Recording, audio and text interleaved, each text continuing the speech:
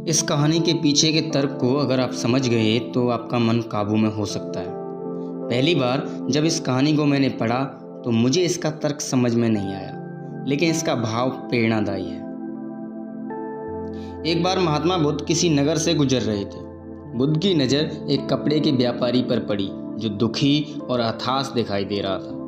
बुद्ध चलकर उसके पास गए और पूछा, भंते, तुम उदास क्यों हो? अगर तुम मुझे अपनी चिंता का विषय बताओगे तो मैं तुम्हारी कुछ मदद कर सकता हूँ। कपड़े के व्यापारी ने बुद्ध को प्रणाम किया और उसको अंदर बुलाया। उस व्यापारी ने कहा कि जब से मेरी पत्नी की मृत्यु हुई है तब से मेरे घर पर मेरे छोटे बेटे की देखभाल करने वाला कोई नहीं है, इसलिए मैं हमेशा उसको अपनी दुकान पर लेकर जाता हूँ। लेकिन मेरी दुकान पर आने वाले हर ग्राहक की पगड़ी को उछालकर फेंक देता है। कभी कभी तो उनका झोला उठाकर बाहर फेंक देता है। मैंने उसको बहुत समझाया, डांटा, लेकिन यह नहीं समझा। इनकी इन हरकतों की वजह से मेरे सारे ग्राहक खुद को अपमानित मानकर वापस चले जाते हैं। बुद्ध बोले, मैं तुम्हारी सहायता कर सकता हूँ, पर तुम मुझे वचन दो कि मैं जो कुछ भी करूँगा तुम उसमें दखलंदाजी नहीं करोगे, ना ही कोई प्रश्न करोगे। व्यापारी बुद्ध को वचन दे देता है।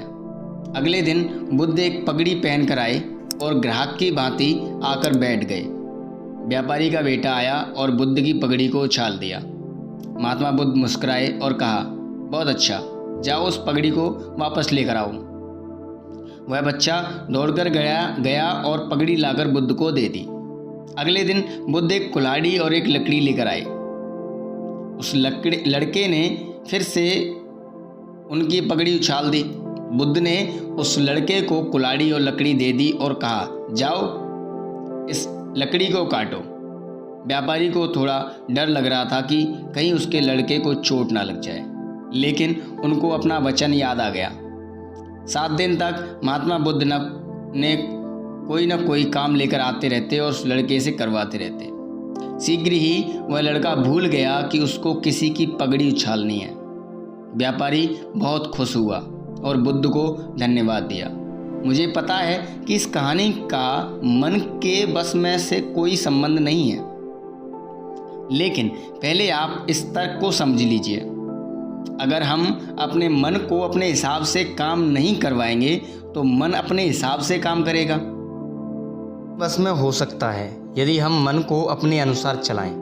मन को 2 तरीकों से काबू में किया जा सकता है। नंबर 1, मन अपने हिसाब से काम कर सकता है, या नंबर 2, मन को हम अपने हिसाब से काम करवा सकते हैं।